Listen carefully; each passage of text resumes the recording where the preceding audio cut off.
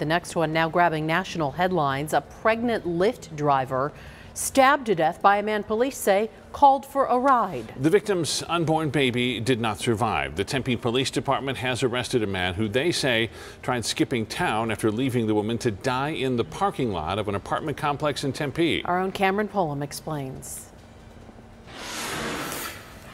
This is a heart-wrenching story. Investigators telling me the victim, a 39-year-old mother-to-be, was working for Lyft when she received a pickup call early Sunday morning, a call that would eventually lead to her murder. This is definitely one of those incidents that really is going to affect the police department for a long time, and the community will think about this for a long time. Tempe investigators shedding light on the brutal murder of mother-to-be Christina Huato. They say on Sunday, Huato, while driving for Lyft, was hailed to an area near McClintock and University for a pickup. Huato picked up a male who was later identified as a suspect. Suspect was 20-year-old Fabian Durazo. Investigators say after making the pickup, Durazo attacked Huato with a kitchen knife, stabbing the woman in her third trimester several times. When she exited the vehicle, he continued to assault her with that knife. Huato escaped the vehicle at this apartment complex. Residents there say they heard the woman screaming for help. She walked over to my neighbor's apartment there. That's where she was banging on the door, yelling for help.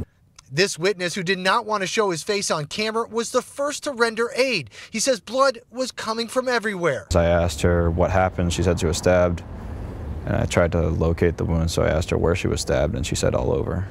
He says the woman vaguely described her attacker before going unconscious. Myself and my roommate's friend tried to do what we could, do as much first aid as we could, stop bleeding. Durazo quickly fled in Huato's SUV, DPS eventually tracking down the vehicle using GPS, taking him into custody near Quartzsite along I-10.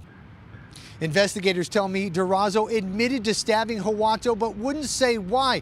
Now, what's even worse about this story is that the mother-to-be actually leaves behind two small children as well. I'm Cameron Polam, ABC 15 Arizona. Well, Lyft sending us a statement about this tragic case, saying, "We were shocked and deeply saddened to learn of this tragedy. Our thoughts are with the family and friends of the victims. The passenger's account has been permanently deactivated, and we are actively assisting law enforcement." Also tonight,